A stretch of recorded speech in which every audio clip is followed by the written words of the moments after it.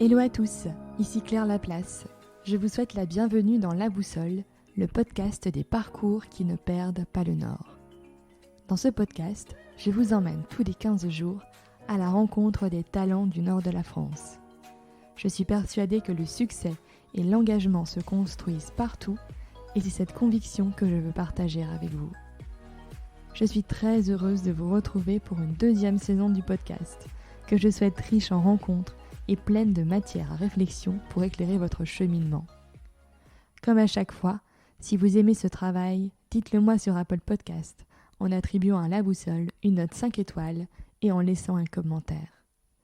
Pour cette reprise, je vous propose une conversation profonde et intense avec Bastien Sibille. Bastien est le président de Mobicop, deuxième plateforme de covoiturage en France qui accompagne les particuliers, mais aussi les collectivités dans la mobilité partagée. Nous sommes revenus sur son parcours, de Sciences Po à son doctorat à Montréal, en passant par les forêts canadiennes où nous nous sommes un peu perdus, pour mieux rebondir sur le logiciel libre et enfin Mobicop. Le parcours de Bastien est riche de rencontres, de réflexions et d'engagement, afin de proposer aux consommateurs que nous sommes des alternatives. La possibilité de choisir le coopératif et le solidaire face aux grandes plateformes. Avec Bastien, nous avons parlé de philosophie, de sciences politiques, de forêt primaire, d'esprit de résistance, de famille et surtout d'optimisme. Vous retrouverez dans les notes de l'épisode les liens vers Mobicop, ainsi que toutes les personnes et ouvrages cités par Bastien. Je ne vous en dis pas plus et vous souhaite une excellente écoute de notre conversation.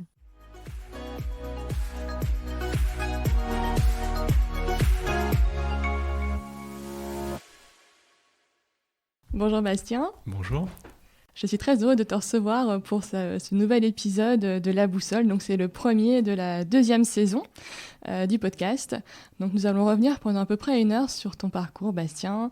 Donc pour ceux qui ne te connaissent pas, tu es actuellement le DG de Mobicop, donc qui est une coopérative sur le covoiturage. C'est la deuxième plateforme en France sur le covoiturage. Mais avant de parler de Mobicop, j'aimerais qu'on parle de toi et de ton parcours. Et je pense que tout a commencé avec Sciences Po, après le bac, c'est ça ? Oui, en tout cas c'est un moment du parcours, mais oui, Sciences Po, ça a été quand même un moment formateur pour moi, ouais, absolument.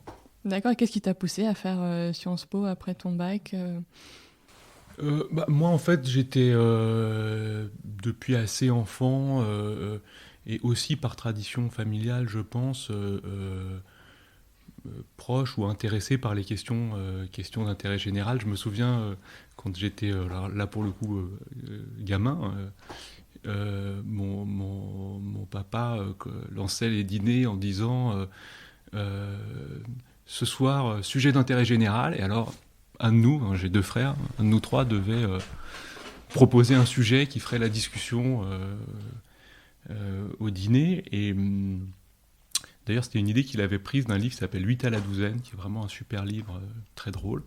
Et voilà, donc je pense que j'étais là-dedans, et du coup, depuis que je suis adolescent, je m'intéressais à ces questions, et Sciences Po, par la force du système français, est quand même une des portes d'entrée dans ces questions-là. Donc voilà, j'ai fait, avant d'aller à Sciences Po, j'ai eu 1 année d'hypocagne, puisque c'était ma préparation au concours, et qui a été un moment aussi très très riche pour moi, très formateur, peut-être presque plus que Sciences Po, parce que c'est le moment où on m'a appris à faire une problématique, c'est-à-dire réfléchir à la question que pose un contexte, une situation, et voilà. Et donc ça a été aussi un temps très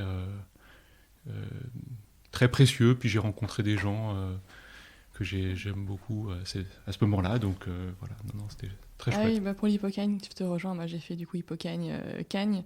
Et c'est vrai que pour moi, c'est une des meilleures périodes de mon cursus. En tout cas, je trouve que c'est ces 2 années où j'ai appris beaucoup de choses et qui ont vraiment, je pense, conditionné un peu tout le reste. Et puis, une fois que tu as bossé en prépa, t'apprends en fait de toi, sur toi-même, en fait, sur tes capacités de travail et de réflexion, des choses que tu ne soupçonnais même pas. Enfin, en tout cas, c'est ce que moi j'avais appris aussi pendant ces 2 années-là. Absolument, absolument. C'est des belles années de travail très formatrices. Après, parfois, je me dis, c'est quand même...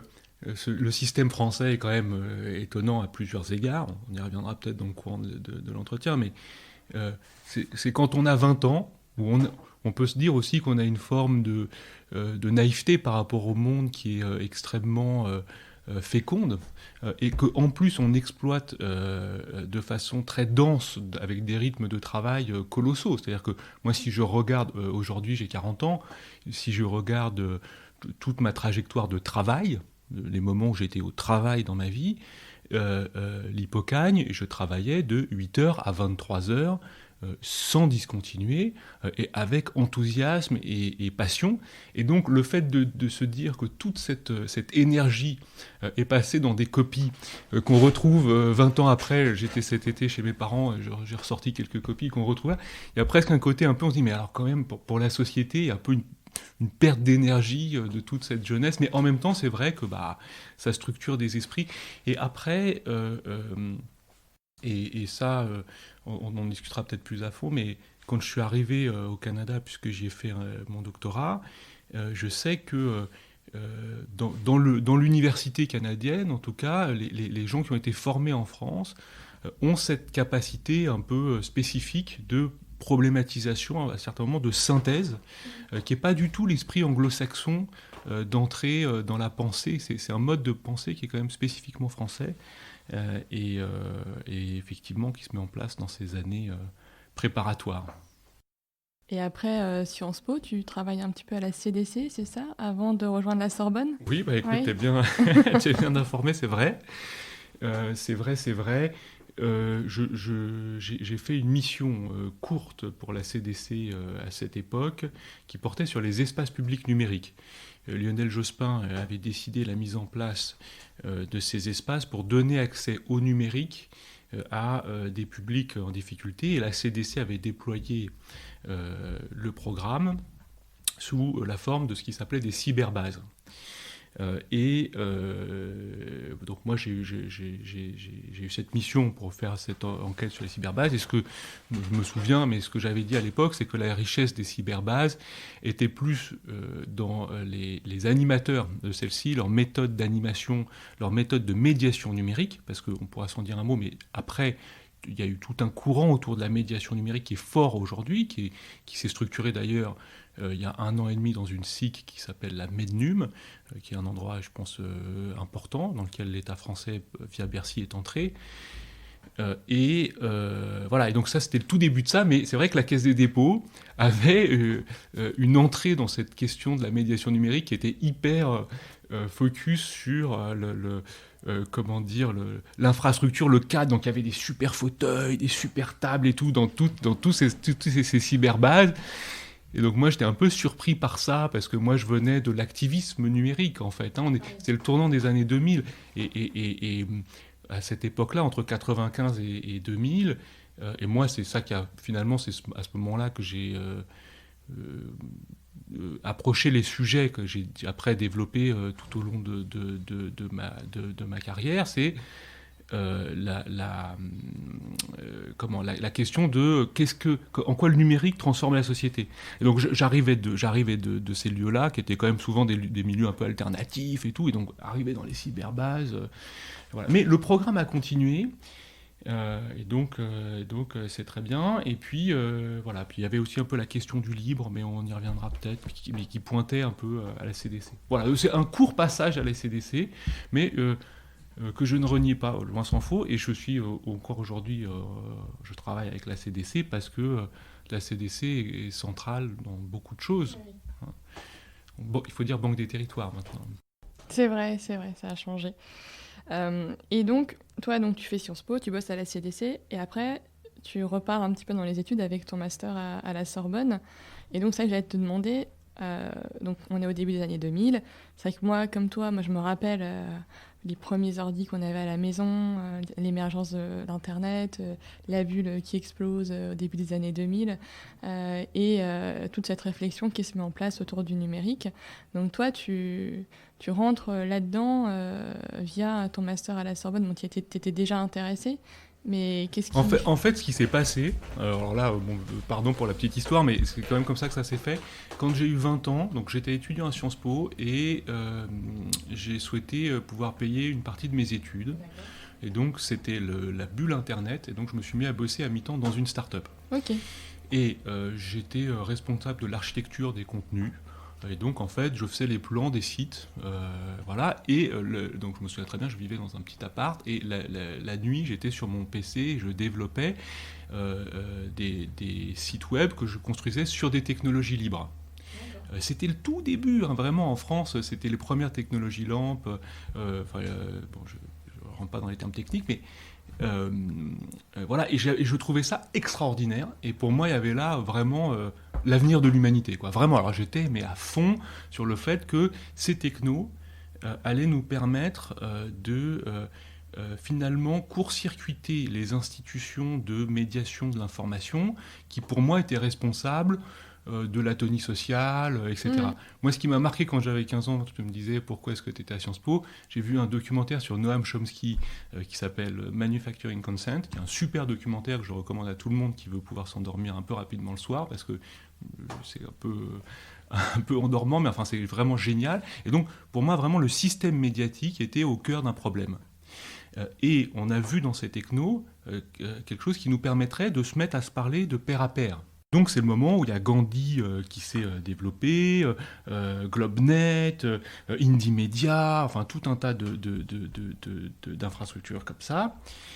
Et donc voilà, moi j'étais vraiment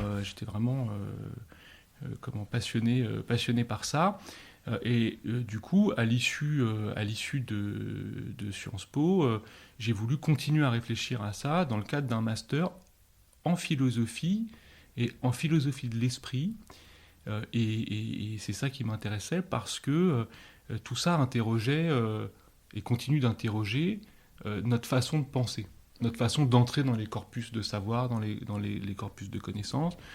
Et donc, c'est ce que ce master, c'était sa première année, hein, dirigé par Jean-Michel Beignet. Et voilà, et donc, et le master était en formation, donc c'est pas toujours facile, première année, mais j'ai de bons souvenirs, notamment j'ai souvenir de la personne avec laquelle j'ai fait mon mémoire, qui est Bruno Bachimon, qui est quelqu'un qui a aussi beaucoup travaillé sur toutes ces questions à l'INA, puis à différents endroits, et voilà, non, c'était un bon moment. Et alors évidemment j'ai perdu le début de la question, mais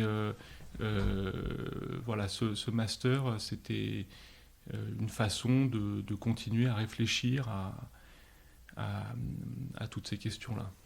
Et après, tu te retrouves dans les couloirs de l'ONU, enfin, c'est ça, ou à une grosse conférence, et c'est suite à ça ? C'est vrai, en fait, c'est vrai. Et alors là, c'est encore plus important pour moi. Bon, moi j'avais 20 ans, comme quand on a 20 ans, on se cherche toujours un peu.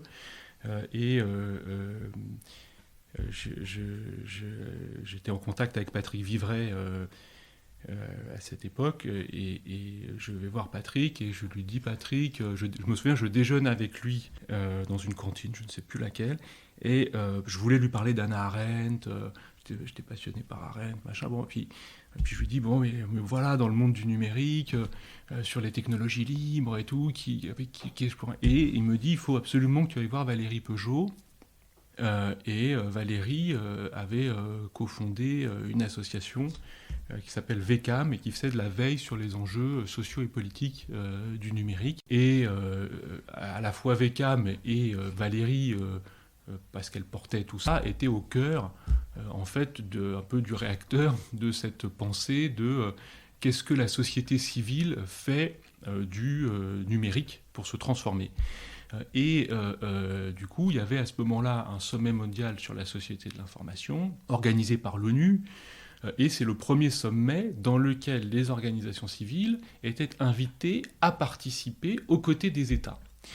Ça faisait suite à tous ces sommets de contestation qu'on avait eus dans la fin des années 90. Voilà. Et donc, Valérie avait constitué un réseau civil français qui s'appelait I3C, et dans lequel j'ai rencontré des gens avec lesquels je continue de travailler aujourd'hui. Michel Briand, Denis Pensu, Gérald Elbaz, enfin bon, tout un tas de gens super. Et voilà, et donc avec Valérie, Valérie m'avait demandé d'animer un séminaire sur la propriété intellectuelle et les impacts du numérique sur la propriété intellectuelle. Et donc c'est à ce moment-là que je suis vraiment rentré de façon construite, je dirais, sur la question de la liberté logicielle et des droits d'auteur de type ouvert, et qui est une question qu'on a d'abord posée sur le logiciel, parce qu'il faut bien avoir ça, se souvenir de ça, c'est que historiquement c'est le logiciel libre qui a réouvert toute la question des biens communs, etc.,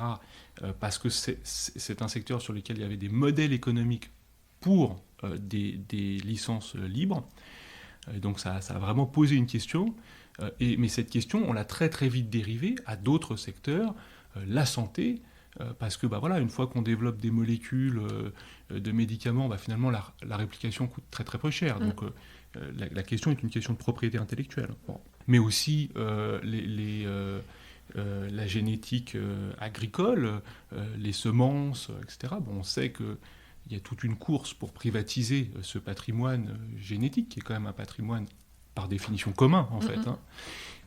Donc voilà, donc on a dérivé dans le cadre de ce séminaire toutes ces questions avec des gens super encore, et Yann Moulier-Boutan, Patrick Vivray qui était là encore, Frédéric Couchet de l'April, Didier Blondeau, enfin vraiment des gens qui, je pense, étaient précurseurs sur toutes ces questions et avec lesquels j'ai eu énormément de plaisir à travailler et qui ont fait que j'ai été convaincu, et je continue à l'être, qu'il y a d'autres façons de produire de la richesse et que de la même façon que dans le 19e siècle industriel ou même dans le 20e siècle tertiaire, le secteur coopératif, le secteur mutualiste, etc. ont su montrer qu'il y avait des formes de création de richesse spécifiques et collectives.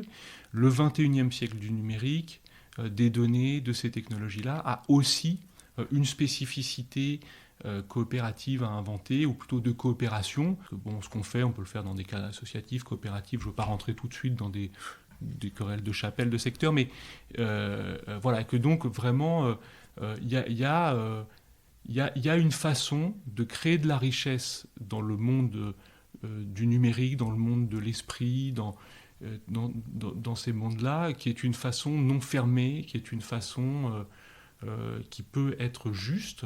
Ça m'a animé. Pour toute la suite. Pour toute la suite, ouais. Et qu'est-ce qui fait qu'après tu pars au Canada pour faire un doctorat ? La première réponse, c'est que j'ai voulu continuer à creuser cette question des impacts politiques et sociaux du numérique. La deuxième réponse est une réponse amoureuse, puisqu'elle est liée à une femme dont je partageais la vie à l'époque. Et voilà, et en fait, le Canada m'attirait aussi par sa dimension, j'allais dire forestière, mais c'est la forêt au sens du sauvage, l'immensité, les grands espaces, ouais. Etc. Et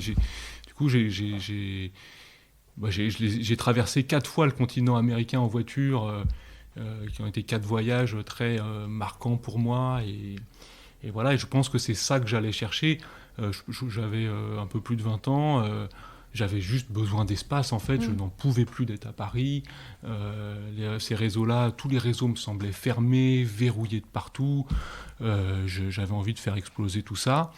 Peut-être, alors est-ce que c'est une façon d'avoir fui ? Ça je sais pas, mais plutôt que de le faire exploser là, je suis monté dans un avion, puis j'ai été faire ma route de l'autre côté de la mer, de l'océan, et j'en suis très heureux. C'est vraiment, c'est une bonne décision que j'ai prise à ce moment-là. Ouais, puis tu es quand même resté là-bas, je crois, presque 5 ans, c'est ça. Donc tu as fait ton doctorat, mais après tu as été au-delà finalement que le simple... Enfin déjà, c'est déjà quelque chose dans le doctorat, mais tu as aussi participé à l'animation d'une chaire universitaire. C'est... effectivement, en fait, alors d'abord, comme toujours dans la vie, tout ça, c'est des coups de chance. Hein. Donc, quand je suis arrivé à Montréal, finalement, le premier boulot qu'on m'ait offert, c'est d'être chercheur dans une chaire qui s'appelait la chaire de recherche du Canada en citoyenneté et en gouvernance, qui était dirigée par Jane Jensen, qui est donc devenue ma directrice de thèse. Et je revois très bien ce premier entretien dans le bureau de Jane, où en gros Jane m'a dit écoute Bastien, si tu veux bosser avec nous, t'as un bureau là au 3e étage. Bon. Et moi j'ai trouvé ça super. J'entrais dans mon premier hiver québécois, il y avait de la neige partout, le ciel était bleu, c'était scintillant, l'air était sec et craquant. Enfin, j'étais vraiment très très bien à cet endroit. Voilà, l'automne au Canada, c'est quelque chose de juste exceptionnel, de couleurs, d'odeurs et tout. Donc j'étais très heureux. Donc j'ai dit oui. J'ai dit oui en me plantant aussi, comme le font tous les Français, c'est-à-dire que j'y ai vu une forme un peu d'aboutissement, j'étais un peu fier de moi, je me suis dit, waouh, super, j'étais pris à la chaire. Alors en fait, je n'avais rien compris, parce qu'au Canada et dans le monde anglo-saxon, ça ne se passe pas comme ça. Jane m'a donné une chance. Si j'avais pas bien travaillé, j'aurais été sorti aussi vite que j'étais entré. Donc en fait, moi j'y voyais une place, c'était pas une place, c'était juste une marche. C'était pas une fin en soi, quoi. Non, voilà. C'était le début de quelque chose, et voilà. Mais bon, comme tout ça me plaisait énormément, du coup derrière j'ai quand même déployé le travail qu'il fallait, et il en fallait parce que Jane était une directrice exigeante, et que le monde de la pensée universitaire anglo-saxon est un monde exigeant. Non pas que l'université française ne le soit pas, c'est pas du tout ce que je veux dire, mais il y a en Amérique du Nord une incitation forte à déployer des volumes de travail très conséquents. Et donc le doctorat n'échappe pas à cette règle. Donc on a tous énormément travaillé dans cette chaire-là. Et là encore, parfois je dormais à l'université, mais c'était très riche de tout ça. On était presque sur un ouvrage par jour à lire, je me souviens. Voilà, on fichait. J'ai d'ailleurs encore là dans la pièce, je ressortais ça l'autre jour, des fiches, mais je sais pas, on a peut-être fiché 500 ou 600 ouvrages. Donc c'était beaucoup de travail, mais bon, qui m'a beaucoup appris. Alors bien sûr sur le fond, parce que moi j'ai eu la chance dans ma vie de pouvoir lire tous les jours pendant 5 ans de façon construite. Voilà, c'est je pense une grande chance aussi de nos sociétés, qu'il faut rappeler que certaines personnes puissent se consacrer à ce type d'activité, et voilà, et c'est très valorisé au Canada. Ça l'est un peu moins en France malheureusement, mais au Canada, voilà, les gens qui lisent et pensent et cherchent sont des gens qui sont soutenus par la société. Donc voilà, donc sur le fond, ça a été très fort. J'ai des ouvrages qui continuent de me suivre, que j'ai lus à l'époque.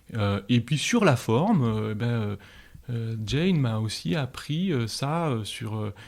elle animait un séminaire de mémoire qui était bimensuel. Donc voilà, comment est-ce qu'on discute à plusieurs d'idées complexes. Voilà. Comment est-ce qu'on met en réseau les pensées ? C'est-à-dire que la pensée, c'est pas un exercice dans son coin. Une pensée n'est pas juste dans l'absolu. Elle est intéressante parce qu'elle s'insère dans des réseaux. Et donc, Jane m'a appris ça, que ce qu'on réfléchissait, ça n'avait du sens que si c'était discuté après dans des colloques avec d'autres chercheurs nord-américains, alors notamment là de la côte Est. Et puis voilà. Et puis alors avec aussi cette spécificité québécoise, qui là pour le coup est une spécificité particulière en Amérique du Nord, qui est que le Québec, dans sa dimension de recherche, sa dimension universitaire, est une place dans laquelle se rencontrent les cultures françaises et anglophones. Donc par exemple la bibliothèque de McGill, c'est un endroit unique au monde. Et il y a là toute la littérature française et toute la littérature anglophone.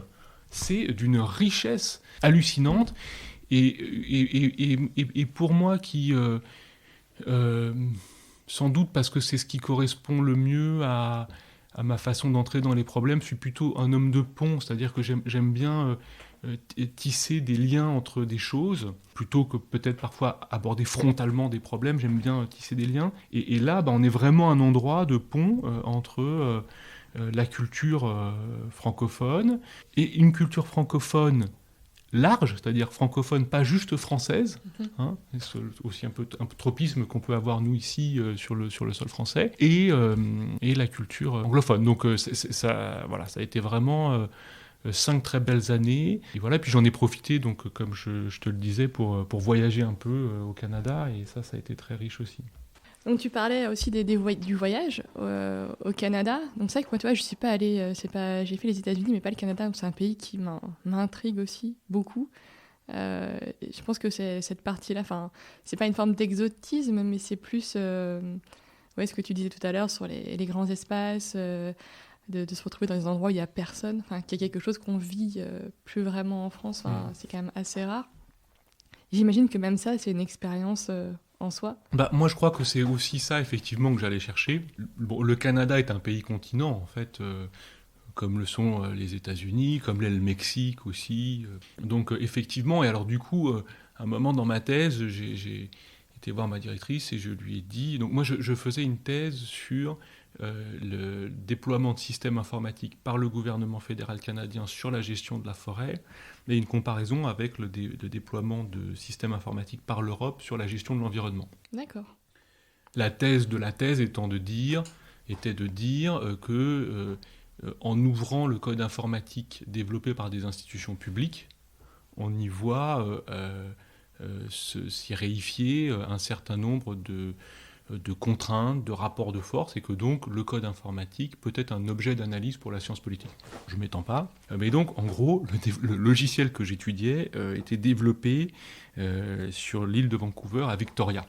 Et donc, un jour... De l'autre côté, quoi. De l'autre côté, voilà. Donc, je me souviens bien, c'était une entrée dans l'hiver. J'ai acheté une voiture, ma première voiture, et qui d'ailleurs est restée ma seule voiture. Voilà, j'ai acheté cette voiture et j'ai traversé vers Vancouver. Et comme j'avais déjà traversé par le Canada, cette fois-là, je suis passé par les États-Unis. Mais en tout cas, c'est sûr que le Canada, c'est un espace immense et qui est très varié dans son immensité. Donc, c'est-à-dire que pour voir des variations, souvent, il faut faire 500 ou 600 km.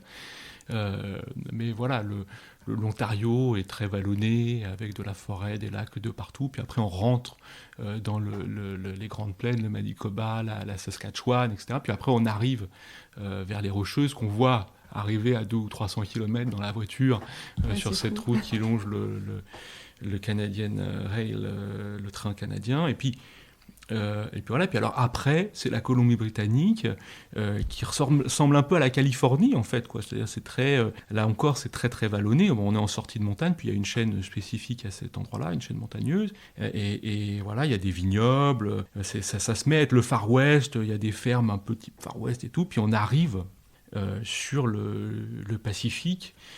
Et là, pour moi, ça a été la première fois que j'y avais été. Hein, donc, c'était pas sur ce voyage-là pour la thèse, mais la première fois que j'avais fait cette traversée.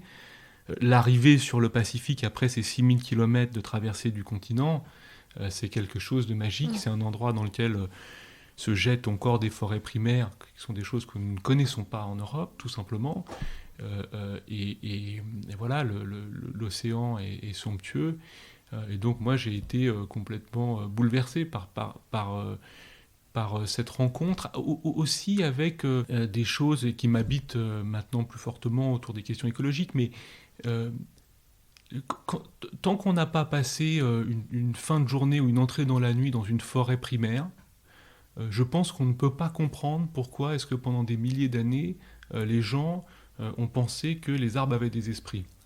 Alors, je dis ça, dans un podcast, écouté sur un casque, ça doit faire un peu bizarre d'entendre ça, mais sincèrement, quand le soleil se couche dans ces endroits-là, parce que je dis le soleil se couche, pas le problème, c'est plutôt que la nuit gagne, il y a une atmosphère qui est tellement forte qu'on comprend que le vivant, dans sa partie signifiante, dans sa partie d'être doué d'intention ou d'intention dans un rapport au monde, en fait, n'est pas l'apanage de l'humanité.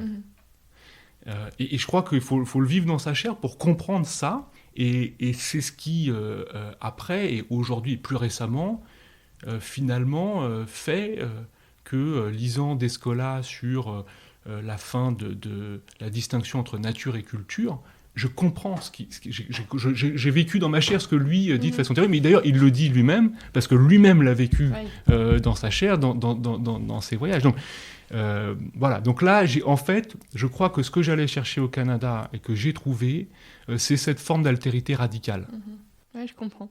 Mais ça me fait penser à un contenu sonore, je me rappelle plus le nom de ce podcast, mais je crois que c'est un truc qui est développé par Arte. Et en fait, c'est des bruits de la forêt, c'était la forêt amazonienne. Enfin, il y a eu plusieurs des épisodes comme ça, le bruit de la pluie et tout. Ouais. Et c'est un truc de fou, mais je me rappelle plus du tout le nom. Je le remettrai dans les notes de l'épisode, parce que j'ai pas à le chercher maintenant. Mais moi, je sais que j'avais écouté ça et ça m'avait littéralement fasciné, quoi. Pendant un quart d'heure, tu fermes les yeux, t'es dans la forêt amazonienne, t'es plus là, quoi. Et je crois que si on veut comprendre la formidable rupture dans l'ordre de la pensée que nous sommes en train de vivre, et que d'ailleurs, qui n'était pas encore faite ou en train d'être faite au moment où je faisais mon doctorat. C'est ce qui se passe aujourd'hui dans la pensée philosophique, anthropologique, sociologique, enfin, dans tous les biologiques, éthologiques, etc., est phénoménal.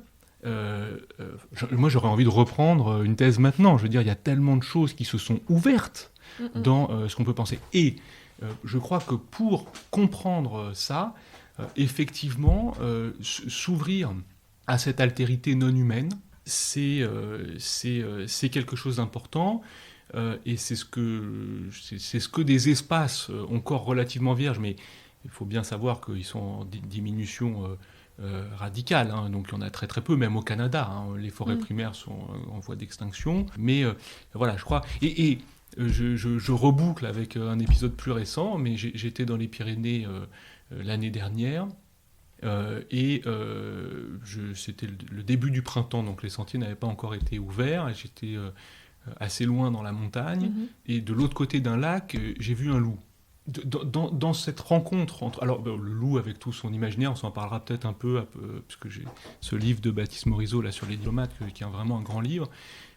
Mais c'est dans ces contacts-là, en fait, ces contacts avec l'autre monde, mais le monde du sauvage. Mais en fait, ces contacts-là permettent de prendre conscience à la fois de l'isolement et du caractère artificiel de cet isolement, que nous avons par rapport à cet autre monde, et en même temps de la dépendance intégrale que nous avons à lui. Oui, ça nous remet à notre juste place, en fait. Enfin, de Absolument. se dire, voilà, on est juste une espèce parmi les autres, finalement. Absolument. Enfin, voilà. Et c'est ce qu'on est en train de comprendre de mieux en mieux, parce qu'on est en train de mieux en mieux comprendre que les autres espèces ont des formes d'intentionnalité. Enfin, en gros, tout ce qu'on a cru être l'apanage de l'esprit humain, on se rend compte, ou du corps humain, on se rend compte qu'il est à l'œuvre dans les autres espèces. Et là, pour moi, il y a vraiment ce qui est la tragédie, en fait, de notre époque, c'est que nous nous rendons compte de ça précisément au moment où nous sommes en train de le détruire de façon colossale. Ouais, et irrémédiable. Voilà. Et maintenant irrémédiable. Ouais. Alors, il faut aussi faire preuve d'humilité. Nous sommes peu de choses. Dans 2 ou 3 millions d'années, il y aura d'autres choses qui seront apparues. Mais en tout cas, à notre échelle, l'IPBES indiquait, là, je crois que c'était en mai 2019, que 1 million d'espèces étaient menacées d'extinction. Hein. Donc, il faut voir le patrimoine génétique que nous sommes en train de détruire. Et moi, je suis extrêmement mal à l'aise avec ça parce que, pour tout un tas de raisons, mais pour moi, le fait de détruire des patrimoines génétiques, ça m'évoque des politiques... pour le dire très clairement, détruire des patrimoines génétiques, ce sont des formes de génocide, en fait, qu'on est en train de produire. Et donc, voilà, je suis évidemment extrêmement soucieux de ça. Et ça motive une grosse partie de mon action aujourd'hui. 68% des populations vertébrées ont disparu depuis 1970. 68%. 84% des populations d'eau douce. Bon, c'est donc un effondrement du vivant. Et donc, on vit cet effondrement du vivant au moment où tous nos savoirs sont en train de montrer qu'il n'y a pas de hiérarchie du vivant. Que donc nous sommes parmi le vivant, un parmi d'autres. Donc c'est en ça que pour moi, il y a une forme, tragique en fait, de ce moment-là. Bon, alors là, on est parti, dérivé, on est parti un peu loin. Mais donc, ça, c'est le Canada. Et qu'est-ce qui fait que tu décides de revenir en France ? Parce que finalement, tu aurais pu rester au Canada. Enfin, qu'est-ce qui te motive à revenir ? Alors, ce qui m'a motivé... Oui, alors effectivement, et puis à un moment où je me suis vraiment posé la question, je crois que ce qui m'a motivé, ce sont mes attaches familiales, tout, ma famille, mes deux frères, mes parents, mes grands-parents... voilà, était en France, et donc pour ces raisons. Et puis j'ai craint, et pour avoir rencontré des gens qui avaient fait toute leur vie au Canada, qui me disaient, je me rappelle notamment d'une personne qui avait peut-être 65 ans, et qui me disait, tu sais Bastien, là pour moi le temps est venu de rentrer en France. Et dans un rapport à la fin de leur vie, en fait, et ça m'a beaucoup interpellé, en fait, finalement, cette puissance du retour à l'endroit où nous avons grandi, à l'endroit où nos parents, nos grands-parents ont vécu leur vie, au moment de finir la nôtre. Et du coup, je me suis dit, mais alors finalement, si tout ça, c'est pour être une parenthèse, est-ce que je suis vraiment sûr de ça ? Est-ce que je ne préfère pas rentrer voilà. Et puis alors, bon, ça c'est la raison personnelle, mais il y a aussi une raison peut-être un peu plus politique, qui est que moi je suis un fervent défenseur de l'Union européenne et de l'Europe en fait. Hein. Je n'ai pas senti en tout cas, je n'ai pas senti d'adéquation politique forte avec le système américain, alors que tout en moi appelait le fait de venir défendre un certain nombre de choses en Europe. Et voilà. Et d'ailleurs, cette envie-là est sans doute encore devant moi, parce que je crois que l'Europe est menacée structurellement par les problèmes institutionnels en fait, qu'elle n'a pas su dépasser pour tout un tas de raisons, et puis conjoncturellement par les tensions économiques qu'on vit, et plus fortement qu'économiques, écologiques, parce que finalement ce qui fait pression sur l'Europe, c'est aussi ce qui l'entoure. Et ce qui l'entoure est marqué de plus en plus par des crises écologiques qui se transforment en crises sociales, qui entraînent des flux migratoires et qui viennent impacter le système politique européen. Donc voilà, donc je crois que là, il y a là des sujets politiques sur lesquels chacun à son niveau, et voilà, mais on a tous des choses à amener. Et moi, ce que j'avais envie d'amener était sans doute plutôt de ce côté-là de l'Atlantique, à cet égard. Mais il n'y a pas une journée où je ne me lève pas en me disant « Ah, quand même, le Québec. » C'était bien. C'était bien. Et donc, tu reviens en France, et là, qu'est-ce que tu refais ? Donc, j'ai vu que tu étais dans l'association du logiciel libre. Après, c'est quoi quels sont tes objectifs quand tu reviens en France après cette période au Canada ? Eh bien, il y avait les objectifs sous-jacents et puis les objectifs visibles. Effectivement, quand je suis revenu du Canada, nous avons créé une association dans le cadre d'un événement qui s'appelle les Rencontres du Mont-Blanc. Les Rencontres du Mont-Blanc réunissent des décideurs de l'économie sociale au niveau international dans un forum qui leur permet d'échanger sur un certain nombre de sujets. Et dans ce cadre-là, un certain nombre d'acteurs, dont le Crédit Coopératif, la Massif, ce qui était à l'époque le groupe Chèque Déjeuner, qui est devenu aujourd'hui le groupe UP, et puis des acteurs québécois de financement de l'économie sociale, ont décidé de se réunir en une association pour développer un logiciel de gestion de fonds d'investissement solidaires. Pardon pour la technicité un peu, mais enfin pourquoi pas. Et moi qui avais été très engagé sur les questions de logiciel libre, qui souhaitais et qui voyait dans le secteur de l'économie sociale un secteur à faire converger avec la question de la liberté logicielle, ou en tout cas à faire se rencontrer ces deux questions, j'ai pensé que l'initiative était intéressante, et donc voilà, j'y étais donc secrétaire général, et avec la volonté de faire s'allier en fait une économie de la coopération très anciennes. Les premières coopératives, c'est avant le XVe siècle, je crois. Je ne suis pas un historien du secteur, mais voilà. Puis dans une dimension plus proche de nous, la révolution industrielle, etc. Donc, qui a des racines anciennes. Et ces nouvelles formes, les communautés du logiciel libre, qui étaient moi ce que je connaissais, et de se dire, comment est-ce qu'on fait se rencontrer ça ? Parce que les deux secteurs avaient à s'enrichir.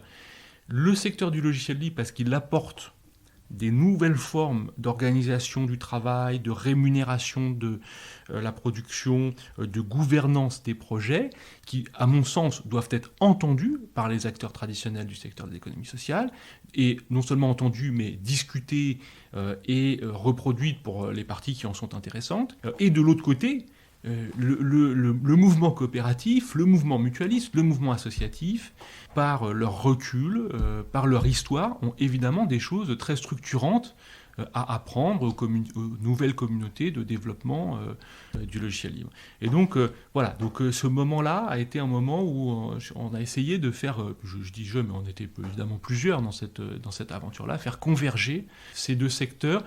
Et sincèrement, il y a plein de trucs qu'on a ratés, et voilà, mais je crois quand même qu'on a réussi à faire en sorte que, en gros, le libre soit connu dans le secteur de l'économie sociale, à minima, et que donc le pont soit fait. Je crois que le pont existe aujourd'hui. Tout le monde dans le secteur de l'économie sociale, en gros, a quand même entendu parler du logiciel libre. Et c'est pas du tout, loin s'en faut, le seul fait de l'Association internationale du logiciel libre. Les acteurs comme l'April, Quadrature du Net, les mouvements autour des biens communs, etc., ont contribué de façon aussi tout à fait considérable. Mais voilà. Et du coup, ça a été aussi le moment, je me souviens d'une intervention que j'avais faite aux Rencontres du Mont Blanc pour dire... logiciel libre, semence libre, même combat, parce qu'il y avait Vandana Shiva dans la salle, et donc voilà. Et disant ça, je ne faisais que redire ce qu'on avait pensé avec Valérie Peugeot, etc. Mais c'est à ce moment-là qu'en fait, je crois que dans certains esprits, il y a eu soudainement une vision que des combats étaient convergents sur les questions de propriété intellectuelle et qu'ils pouvaient tous s'articuler autour de la question des biens communs. Et donc moi, ça c'est un truc que je veux quand même rendre au monde du logiciel libre, c'est que ce sont les logiciels libres qui ont remis sur l'agenda de la discussion politique la question des biens communs, parce qu'ils en ont été une nouvelle incarnation forte au tournant des années 2000, et qui a permis de légitimer d'autres formes de biens communs, sans doute moins structurées sur le plan économique et de leur visibilité politique. Mais voilà, donc ça on le doit quand même vraiment au monde du logiciel, qui est un monde d'une grande richesse en fait. Tous ces gens qui développent, tous les développeurs et les développeuses, alors elles sont un peu moins nombreuses, mais c'est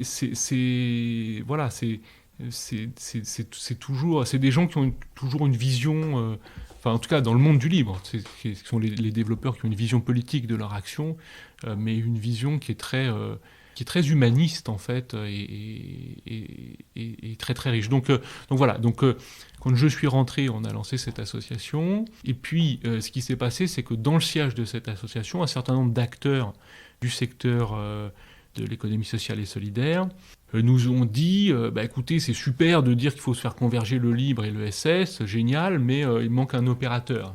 Comment on fait le lien, quoi. Ouais, qui fait la connexion techniquement, c'est-à-dire ok, donc moi maintenant je suis telle association, je veux des logiciels libres, c'est pas le tout de le dire, comment je fais, qui est le prestataire en gros. Et donc voilà, donc c'est à ce moment-là que j'ai créé une première entreprise qui s'appelait Talcode, et dont l'objet, c'était de déployer des infrastructures libres pour les structures d'économie sociale, et notamment pour gérer leur gouvernance, c'est-à-dire leurs assemblées générales, leurs conseils d'administration. D'accord. Alors le problème, c'est qu'on avait un peu d'avance, ce qui est jamais bon, hein. C'est pas une qualité d'être en avance quand on développe une entreprise. C'est bien dans le monde de la recherche, mais dans le monde de l'entrepreneuriat, c'est moins bien. Et donc, vous voyez tout ce qu'on vient de vivre à travers la Covid, on fait tous nos assemblées générales en ligne, etc. Nous, c'est développé en 2010, mais on était un peu trop en amont, donc ça n'a pas pris sur la question du logiciel de gouvernance, mais ça a pris sur les plateformes collaboratives, etc. Donc on s'est mis à déployer ça. Alors pour la petite histoire, puisqu'on est dans un peu un retour historique sur ces moments-là, mais c'est aussi le moment où Benoît Hamon a pensé et a fait en sorte que le secteur se dote d'une loi qui le structure. Et donc c'est aussi à ce moment-là que tout ce qui s'est fait autour de l'entrepreneuriat social s'est structuré. C'est structuré à travers un mouvement, le mouvement des entrepreneurs sociaux, qui existe encore aujourd'hui, et dans la loi, puisque c'est à ce moment-là que ce qu'on appelle les entreprises ESUS, c'est-à-dire des entreprises d'utilité sociale et qui ont un certain nombre de critères de non-distribution de dividendes, d'encadrement de la distribution des dividendes, d'encadrement des salaires, etc. Donc c'est entré dans la loi. Et Talcode, qui était une des premières entreprises ESUS en France, du coup, on était en discussion avec le cabinet d'Hamon pour parler de ça. Et voilà, donc c'était aussi un peu un laboratoire, Talcode, c'était intéressant. Et alors, pour aller vite, maintenant, autour de 2015, moi j'ai souhaité opérer un pivot pour aller plus vers des questions politiques, publiques numériques, d'innovation sociale numérique. En gros, sortir de la technique qui était le savoir-faire de Talcode. Et ça a rencontré des aspirations ici à Lille, qui s'était exprimé dans le cadre d'un tiers-lieu qui s'appelait le Mutual Lab et dans lequel il y avait un écosystème qui avait conduit à la création d'une entreprise s'appelant Pop et qui est devenue un petit groupe d'entreprises dans lequel Talcode s'est inséré et dont le président m'a proposé de devenir le directeur général. Voilà ce que j'ai fait pendant 2 ans, et c'était intéressant, à beaucoup d'égards, mais sur le fond, c'est un moment où on a pensé le déploiement pour le compte de collectivités territoriales, donc sur les territoires, au plus proche des territoires, de lieux d'innovation sociale numérique dans lesquels puissent venir se brancher tout un tas d'initiatives. Donc c'était beaucoup autour des tiers-lieux. Il y a une entreprise qui installait des tiers-lieux, mais pas que, puisque une des entreprises du groupe installait des grandes écoles du numérique, c'est-à-dire des lieux où on continue de former d'ailleurs des jeunes en difficulté à des métiers du numérique en tension. Et donc, ce sont des lieux physiques, puisque les écoles sont des lieux physiques. Voilà, et donc ces écoles pouvaient accueillir un tiers-lieu. Puis là-dessus, sur ces lieux physiques, peuvent venir se greffer un certain nombre de services numériques. Voilà, et c'est là qu'on reboucle aussi avec des enjeux de médiation numérique, etc. Donc c'était très intéressant, ce travail avec les collectivités locales, extrêmement intéressant.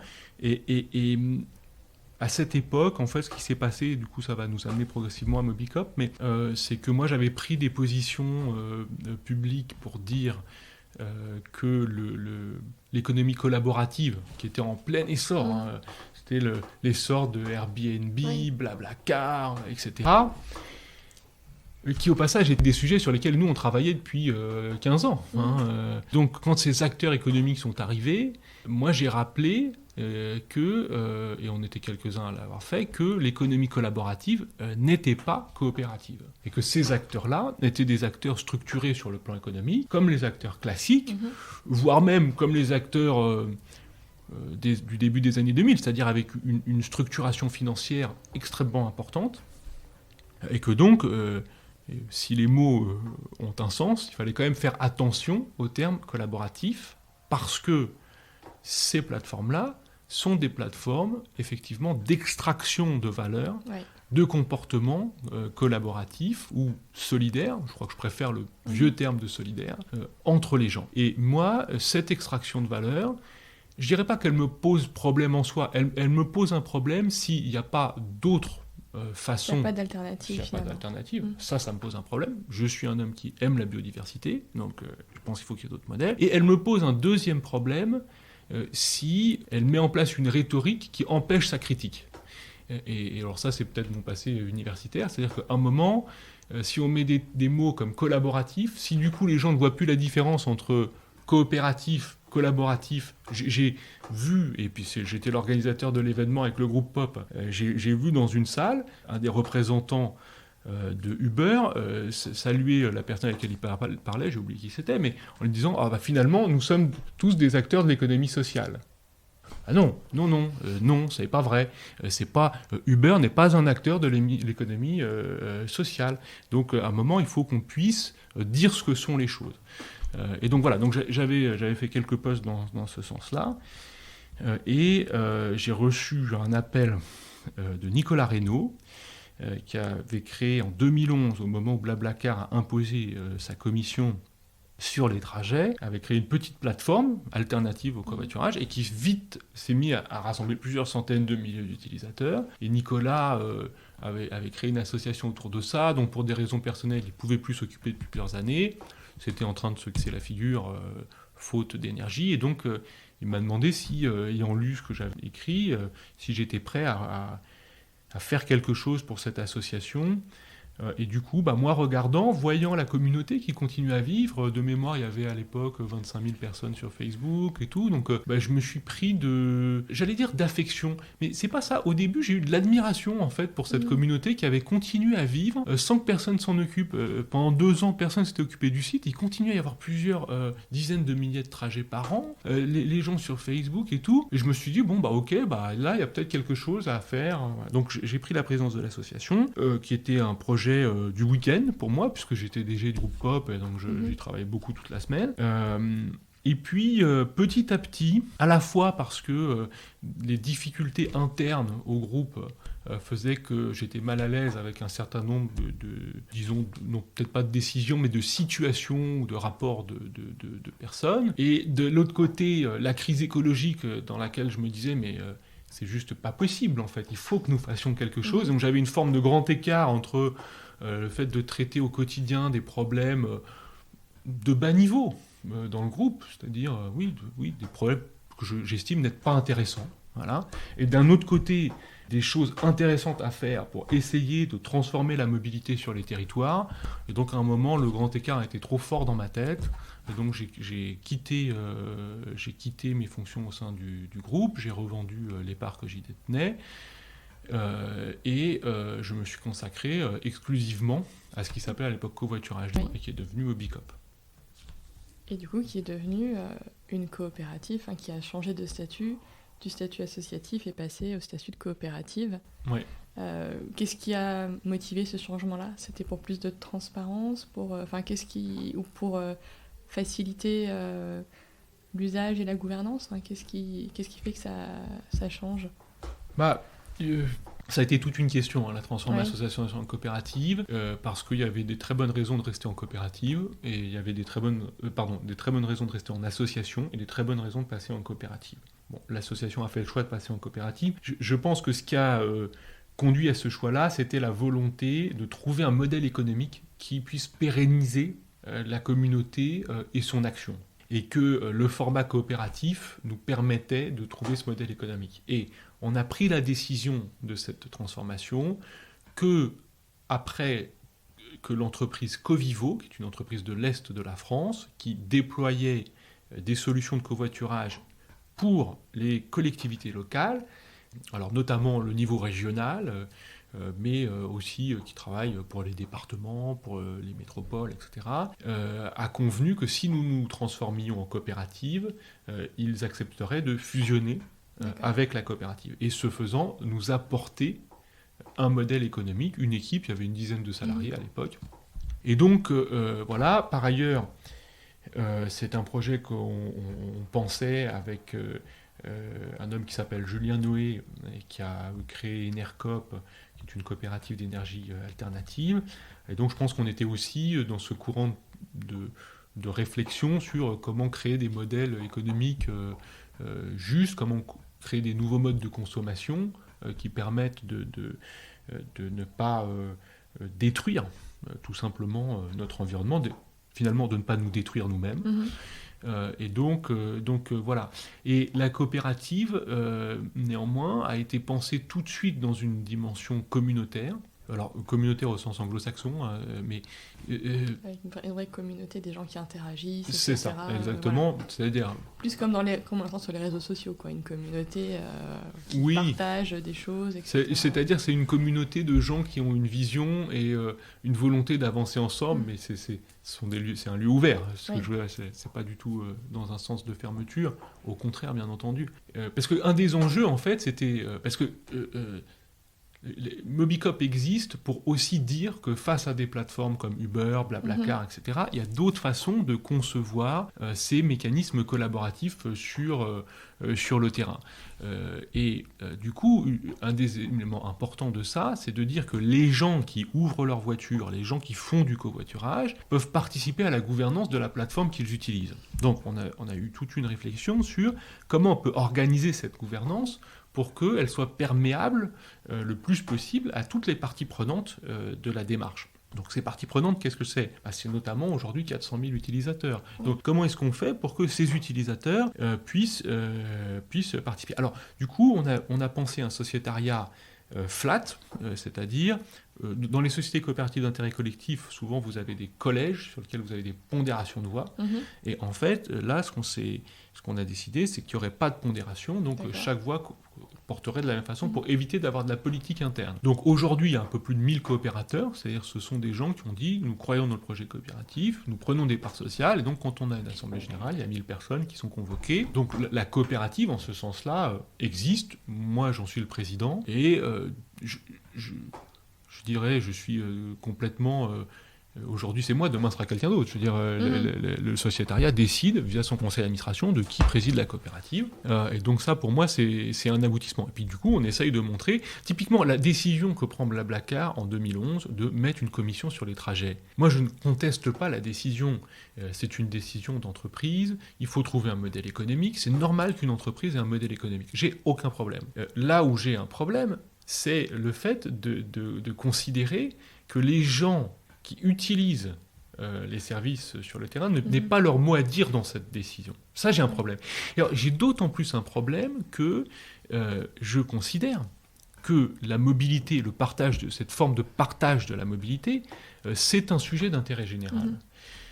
C'est un sujet de politique publique. Et d'ailleurs, aujourd'hui, Mobicop travaille avec des acteurs de politique publique, de la politique publique territoriale, les régions, les départements, etc. Donc, la mobilité sur les territoires est un enjeu de politique publique, est un enjeu d'intérêt général, d'autant plus important qu'on est au début d'une crise écologique, ou au début, non, on est maintenant au cœur de la crise écologique, et que donc on doit agir sur ces éléments-là. Voilà, et donc ça me gêne. Et je crois qu'on doit avoir en face de ces grandes plateformes, des plateformes qui montrent que les gens qui créent la richesse sur le terrain ont leur mot à dire sur la gouvernance de leur plateforme. Et par ailleurs, le système économique que nous avons inventé, c'est un système dans lequel les utilisateurs ne sont pas ponctionnés. Donc il n'y a pas d'extraction de valeur de la communauté. Il n'y a pas de commission sur les trajets, ça c'est important, et il n'y en aura pas. Et deuxièmement,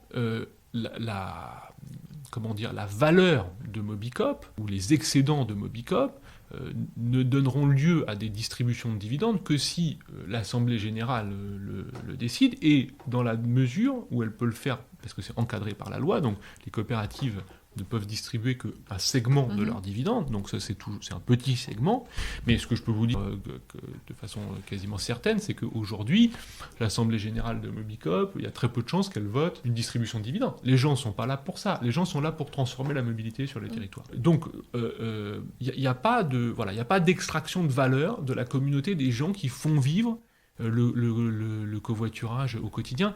Et ça, pour moi, c'est important parce que, je reboucle sur mes lectures du Canada.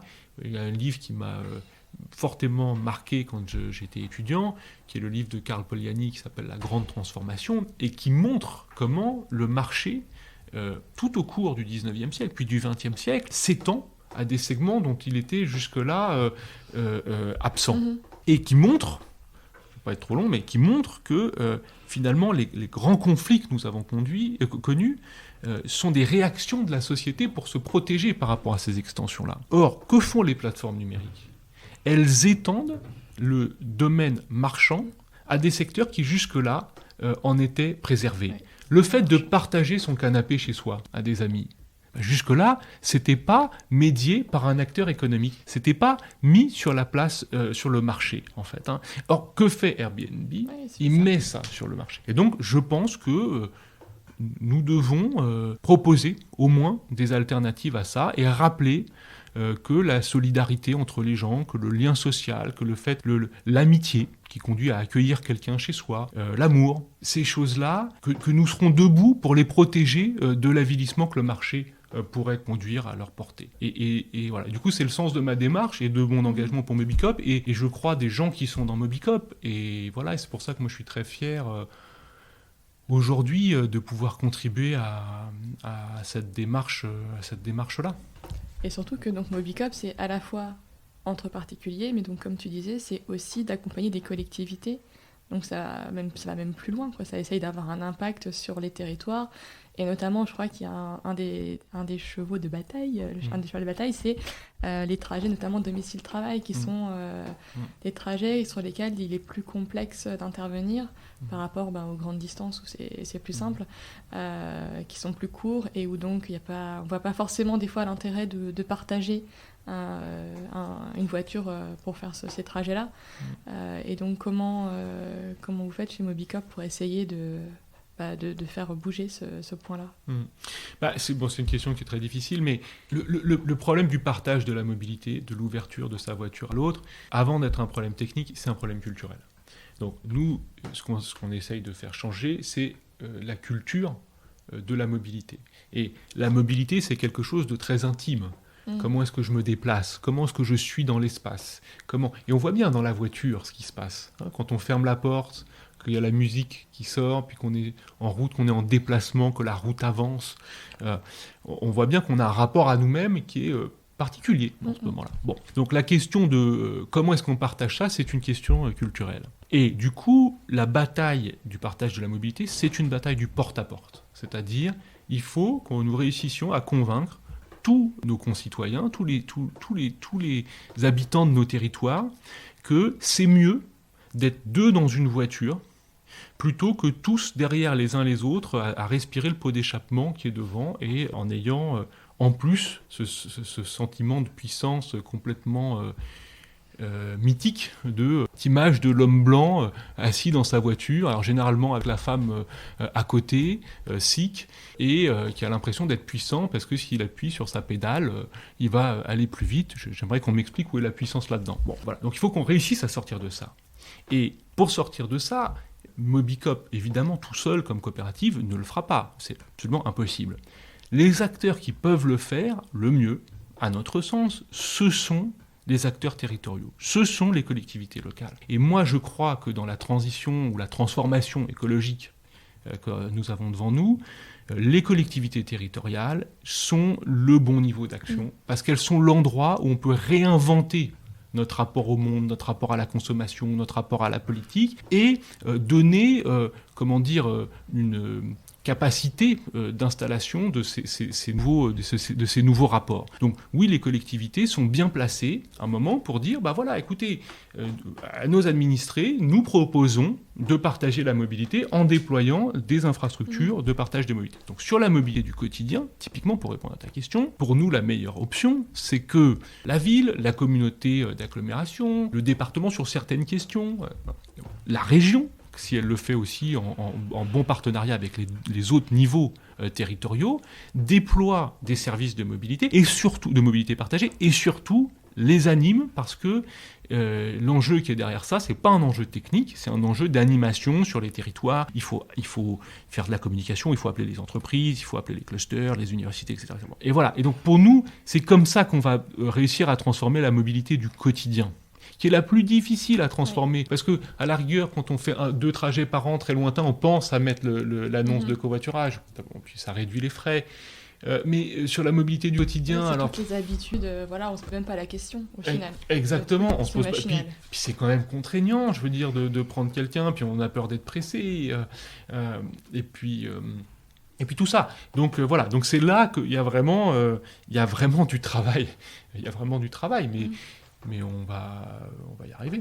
Oui, puis je pense aussi que ce qu'on a vécu et ce qu'on vit toujours en ce moment autour du coronavirus, et moi je garde le Covid, c'est peut-être mon côté féministe, je sais pas, mais donc, pourquoi pas, voilà, t'as peut-être raison. Ouais. Mais que du coup ça fait, je pense que ça fait aussi réfléchir, enfin ça a quand même, je pense que ça fait réfléchir pas mal de gens sur les impacts qu'on peut avoir et sur le fait que chacun individuellement peut faire évoluer les choses. Enfin, je pense que ce temps que tous on a eu du confinement, ça a fait changer le rapport qu'on avait notamment aux actes d'achat, je pense, les achats du quotidien, où est-ce qu'on les fait, comment on les fait, de retourner dans les magasins de quartier, de se demander l'impact qu'on a à titre personnel. Je pense que ça accompagne cette réflexion-là et que ça a été aussi un moment où, comme on a vu que, grosso modo, les GAFA et les plateformes Internet, elles étaient vraiment hyper présentes, enfin, je pense à des trucs comme les Netflix, les machins, tout ça,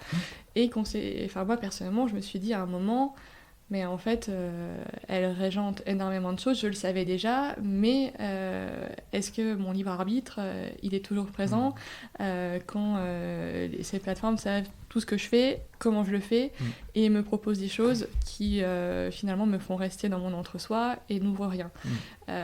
Et donc, moi je me dis, forcément à un moment, les choses elles vont changer. On va en tant que consommateur déjà vouloir que nos données elles soient mieux protégées. Il y a des choses qui se font en Europe et qui quand même vont dans ce sens-là. Mais finalement, moi j'ai l'impression dans ton parcours, c'est ça, c'est nos données, comment on les protège, comment on agit pour être maître de ce qu'on est à la fois sur la partie Internet avec le logiciel libre, comment on agit sur ce qu'on a. J'ai une voiture, comment je fais, je la partage parce que du coup c'est intéressant pour moi, peut-être je rencontre aussi des gens que j'aurais pas rencontrés sinon, et j'agis sur l'environnement parce que du coup au lieu d'être à 2 ou 3 voitures, il n'y a plus qu'une voiture. Enfin, j'ai l'impression que c'est quand même un fil conducteur de mon parcours. Absolument. Il y a peut-être 2 ordres de réponse à ta question à apporter. C'est d'abord, sur cette question des plateformes et de sa relation au Covid. Allez, tiens, je vais te suivre dans ton engagement féministe là-dessus. Le Covid a montré notre dépendance à l'égard des plateformes numériques. Notre dépendance à la fois la plus essentielle dans nos liens familiaux, etc., et à la fois la plus essentielle dans notre capacité à continuer à produire, puisque nous avons tous travaillé grâce à des Skype, des Zoom, des Google, etc. Des Slack, etc. Donc moi, et j'avais, pour le coup, j'avais posé la question avant le Covid, mais en écrivant une tribune là-dessus, je pense que notre niveau de dépendance européenne à des technologies non européennes. Et je prends l'échelle européenne parce que je crois quand même que l'Europe a une communauté de destin et une forme de communauté politique qui permet à nous, citoyens, d'avoir un impact sur ce qui se passe en Europe. Mais donc, n'en ayant pas sur ce qui se passe hors Europe, le fait que nous soyons aussi dépendants dans nos structures de production, dans nos relations familiales, etc., de technologies qui nous échappent complètement, pose un problème d'indépendance politique et de résilience de nos sociétés, de nos territoires, etc. Que se serait-il passé si, en gros, Google ou Zoom avaient décidé que l'Europe, pour X raisons, de différents politiques, de différents économiques, etc., était privée de ses services? Comment aurions-nous travaillé? Donc ça, c'est une question lourde, et j'ai appelé dans une tribune, et je vais continuer à me battre là-dessus, à ce que les territoires européens se mettent ensemble pour déployer des plateformes de dimension suffisamment forte, avec le soutien de l'Union européenne, pour proposer des alternatives. Et il y a déjà des initiatives, il faut soutenir Quant, il faut... Bon, voilà. Donc on est capable. Premier élément de réponse sur les données, les plateformes et la pandémie. Deuxième élément de réponse, et pour remettre peut-être un peu de poésie dans tout ça, je crois que ce qui s'est aussi passé pendant l'épisode pandémique, c'est que les gens ont revu le ciel. Les gens ont réentendu les oiseaux. Les gens ont vu à quel point leur espace public était, en temps normal, saturé par la voiture. Nos enfants ne peuvent pas jouer dehors. Bon, donc je pense qu'on a tous vu ça, et c'est marrant, il y a un des slogans de Mobicop qui est « moins de bagnoles, plus de rossignols ». Il y a des gens qui nous ont écrit sur Facebook en disant votre slogan n'a jamais été aussi vrai, j'entends les rossignols. Oui, effectivement, quand il n'y a pas de voiture, nous entendons les oiseaux chanter. Et je crois que c'est ça la clé de la transformation écologique dont nous avons besoin. C'est de montrer aux gens qu'en consommant moins, qu'en consommant différemment, ils ne sont pas en train de se priver de quelque chose. Ils sont en train de gagner quelque chose de plus essentiel pour eux. Et c'est le sens de nous, ce qu'on essaye de faire à Mobicop. Quand je vous dis moins de bagnoles, plus de rossignols, c'est d'essayer de montrer que avoir moins, ça peut être plus. Et avoir moins, je n'ai pas de voiture. Très bien, donc alors attendez, je ne suis pas tout seul à conduire le matin dans les pots d'échappement. Mais alors attendez, je suis deux, et du coup je peux partager... je ne sais pas, ce que je pense, ce que j'aime, avec quelqu'un qui est en train de conduire à côté de moi. Est-ce que j'ai perdu quelque chose ou est-ce que j'ai gagné quelque chose? Donc, moi, je suis parce que je pense qu'il faut être optimiste, et j'ai en ce moment souvent ce mot de Raymond Aubrac en tête, qui disait que l'esprit de la résistance, c'est l'optimisme. Parce que là, tout autour de nous semble s'effondrer, on est dans un climat pandémique, on ne se parle plus qu'à travers des masques. Enfin, le contexte de cet entretien est quand même un contexte sur le plan social difficile. Tout à fait. Difficile. Donc je crois que là-dedans, il faut absolument conserver de l'optimisme, et que finalement, ceux qui conservent cet optimisme, c'est ceux qui disent nous allons réussir à trouver d'autres façons de faire pour réentendre les oiseaux. Ceux qui acceptent que le marché détruise la planète, c'est-à-dire nous-mêmes, c'est-à-dire la vie de nos enfants, etc., ces gens-là sont ceux qui renoncent. Ceux qui aujourd'hui renoncent à leur voiture, ou renoncent, c'est pas un renoncement, c'est plutôt... C'est faire le choix. C'est faire le choix, ouais. Exactement. C'est faire le choix, et c'est reprendre notre destin en main. Et j'espère, et je crois, que plus les crises vont être vives, et elles vont l'être, plus il y aura des gens qui se lèveront pour dire que il faut que nous réussissions à faire différemment. Oui, tout à fait. Bon. Je suis d'accord avec c'est mon optimisme de ce matin, il fait beau dehors. Non, mais je pense qu'il faut être optimiste. Enfin, parce que sinon, on n'avance pas. Enfin, je veux dire, à un moment, si on pense que tout est fichu, qu'il n'y a plus rien à faire, c'est tout, on reste dans son coin, on fait rien. Mais je pense que l'action est aussi une façon de se mobiliser. Quoi. Absolument. Et je voudrais revenir sur la résistance. Parce que on est sans doute plus très loin de ça. Et il ne faut jamais oublier que les résistants pendant la guerre, ce sont ceux qui se sont levés quand les ténèbres étaient partout autour. La résistance, elle naît dans l'obscurité. Quand on voit la lumière, on est en train d'avancer vers un objectif. La vraie résistance, c'est cette capacité à se lever dans le noir. Et du coup, je crois que nous, là, au moment où tout le monde nous dit que même si on arrêtait maintenant complètement nos émissions de CO2, ça y est, c'est fait, etc. Ouais. Et les gens qui nous disent ça ont raison. Mais nous, justement, notre devoir, et j'allais dire notre devoir moral, et j'ai pas peur de ce mot-là, c'est précisément de se lever maintenant. Voilà, et c'est ce que font les gens. Il y a plein de gens qui font plein de trucs super. Donc, et moi, je pense qu'on le doit aussi à nos enfants. Enfin, je veux dire, on est parents, voilà, toi comme moi, et je pense qu'on doit montrer à nos enfants qu'autre chose est possible, et qu'on va pas... on va pas laisser les choses telles qu'elles sont. Mais je serais même sans doute un peu plus dur que toi là-dessus. Nous avons une responsabilité vis-à-vis de nos enfants, et nos enfants, un jour, auront le droit de nous juger sur nos actes. Ils le feront, et ils auront raison de le faire. Et donc, on le leur doit, et demain, ils nous regarderont avec, dans le regard, le reflet de ce que nous aurons fait, ou de ce que nous n'aurons pas fait. Je suis d'accord avec toi. Et pour reparler de l'aspect un peu famille, je voulais juste revenir sur une expérience que tu as vécue l'année dernière avec tes enfants et ta compagne. Donc vous êtes repartis, enfin toi tu es allé donner un cours, je crois, c'est ça, au Canada. Donc tu es revenu au Canada et ta famille t'a rejoint, vous avez fait un voyage, etc. Est-ce que ce moment, qu'est-ce que ça a représenté pour toi? Parce que quelque part tu t'es remis un peu en jeu sur l'aspect on va dire, professorale, de te poser, de te dire, voilà, je donne ce cours, je me pose, je prends un petit peu de réflexion. Enfin, c'était quoi ton objectif ? Oui, non, mais tout à fait. Alors, professoral, non, parce que je suis pas professeur et je souhaite pas l'être.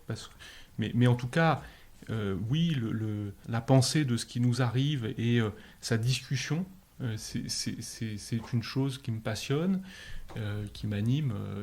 Et là, je voulais prendre un temps pour pouvoir relire, pour pouvoir réinterroger une pratique qui a été très dense depuis 15 ans, en fait, où je suis en position d'acteur et donc de personne qui doit décider de choses, où les horizons sont généralement max à 3 mois, mais plus souvent à 15 jours. Et donc, je voulais pouvoir prendre ce temps de recul de la pensée. Et à la fois parce que mes attaches là-dessus sont au Canada, puisque j'ai encore beaucoup d'amis, et que par ailleurs, je crois que la position même physique de recul se joue dans des formes d'éloignement géographique de notre quotidien. J'ai accepté de donner ce cours à Toronto sur la gouvernance des plateformes numériques, dans lequel j'ai à chaque fois interrogé une grande plateforme par un grand texte. Donc, par exemple, on se parlait tout à l'heure de Airbnb, les étudiants étaient invités à étudier Airbnb après avoir lu la grande transformation de Carl Polanyi, et donc de rétablir une capacité de critique de ce que ces plateformes font à la société.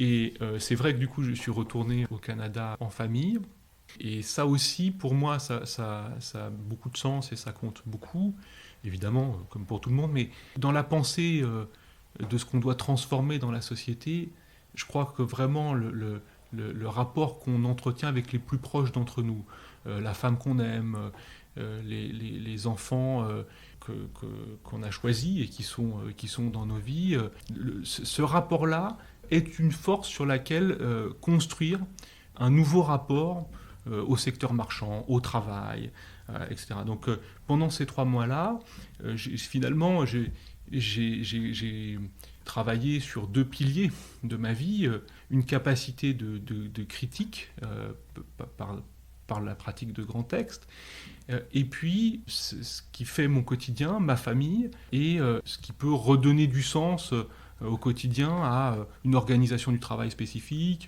etc. etc. Et voilà. Et donc, on a voyagé en famille. C'est toujours. Alors, il y avait un côté un peu. C'est vrai que du coup, nos enfants ont raté 2 mois d'école, mais je l'assume absolument.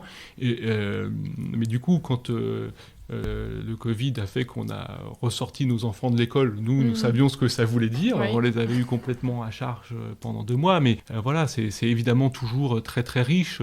Puis de partager la nouveauté avec le regard des enfants sur le monde, moi ça m'a permis de redécouvrir aussi Montréal.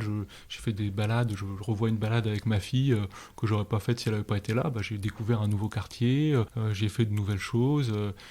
Donc non, ça a été un moment, ça a été un moment très très riche et très fécond. Et moi, je souhaite continuer à avoir ce lien. Alors, il se trouve que dans ma vie, moi, c'est le Canada. Chacun a ses lieux de recul et ses jardins. Je continue à être en lien avec le Canada, oui, c'est sûr. Et donc, le temps a passé. Je pense qu'on a beaucoup parlé. Oui, surtout moi, pardon. Pas de souci. Du coup, je voudrais te poser quelques questions rituelles de fin d'épisode. Donc, le podcast s'appelle La Boussole. La boussole, ça indique le nord. Et donc, toi, si tu avais un message à faire passer, donc on a quand même beaucoup parlé de choses qu'on veut changer dans la société dans laquelle on est. Qu'est-ce que toi, tu voudrais faire passer comme message ? Moi, ce que je voudrais faire passer, c'est que il faut qu'on croie en nous. Il faut qu'on ait confiance en nous. La transformation nécessite la confiance en soi. Faisons-nous confiance. Les temps que nous avons devant nous sont des temps difficiles, mais si on se fait confiance, si on se lève ensemble, on sera à la hauteur de notre époque. Donc ça, je veux le dire parce que le contexte est un contexte difficile, donc soyons positifs là-dedans, soyons optimistes. Et ensuite, moi, je suis une grande lectrice, et donc je ne sais pas si tu avais quelques ouvrages à recommander. Oui, absolument. J'ai réfléchi un peu. Moi, il y a vraiment un livre que j'ai beaucoup aimé, que j'ai lu là justement ce printemps, qui est le livre de Baptiste Morisot qui s'appelle Les Diplomates. Et en fait, c'est un livre, donc Baptiste Morisot est philosophe de formation, c'est un philosophe de très bon niveau, et c'est un livre qui montre bien ce que la rupture dans l'ordre de la pensée, qui est la fin de la distinction nature-culture, l'apport de Descola, mais de nombreux autres, ce que cette rupture dans l'ordre de la pensée a comme implication dans notre rapport au vivant. Et sincèrement, c'est un ouvrage de philosophie très, à la fois très puissant sur le fond, très documenté et très rigoureux. Moi, c'est une chose à laquelle je suis sensible, parce qu'on lit beaucoup de choses parfois un peu, qui me semblent un peu légères. Là, c'est de la bonne philosophie de bon niveau, et du coup, je pense que c'est un texte qui peut être support à l'action. Et dans ta vie de dirigeant un peu nomade, puisque c'est vrai que tu bouges quand même pas mal, alors en ce moment peut-être moins, mais est-ce que tu as des rituels, des moments dans ta semaine qui sont importants pour toi ? Alors, on a un rituel avec les enfants qui se met en place, qui est un rituel important pour moi, mais qui est plutôt annuel. Oui. Pendant les grandes vacances, j'invente un conte que je raconte tous les soirs aux enfants. Donc c'est un conte en une quinzaine d'épisodes, chaque épisode durant une petite heure, qui nous permet d'avoir un temps à la fois bien sûr sorti de nos contextes tellement speed tout le temps, et qui est un temps de parole, et du coup dans cette parole avec les enfants, parce qu'en fait ce à quoi je m'attendais pas du tout, mais ils co-construisent beaucoup le conte avec moi, c'est-à-dire ils posent des questions, ils disent ah mais non mais ça peut pas se passer comme ça et tout, puis ils connaissent bien les personnages, etc.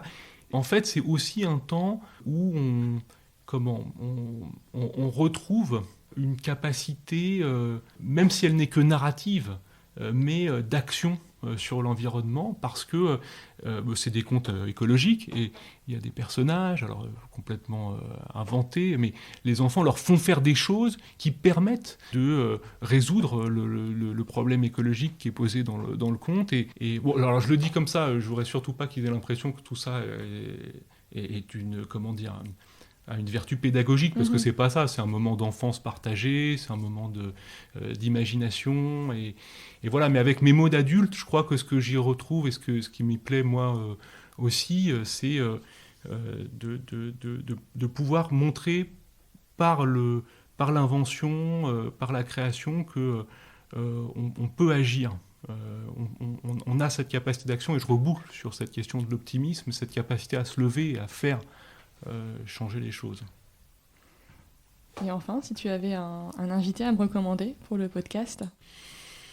Alors, si j'avais... Alors, j'aurais beaucoup de... Parce qu'il y a tellement de gens qui font des trucs super, vraiment. Mais moi, j'aimerais si je devais passer le micro à quelqu'un, je le passerais à Julien Noé, qui a créé Enercop, parce que Julien a écrit... je pense, une page d'histoire coopérative extrêmement intéressante. Enercop est un lieu très, très intéressant sur le plan de la construction coopérative, évidemment sur le plan de la transition énergétique. Et voilà, et Julien a été au cœur de tout ça, continue à l'être à travers des actions autour du pacte pour la transition citoyenne, etc. Mais voilà, si je devais passer le pro, je le passerais à Julien. Eh bien, écoute, merci beaucoup, Bastien. Merci pour ton temps. Merci à toi de m'avoir écouté et interrogé tout ce beau moment. Merci. Merci.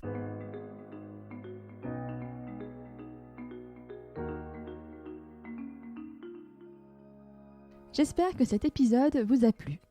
Vous retrouverez dans les notes de l'épisode les ouvrages et les initiatives évoquées pendant notre conversation.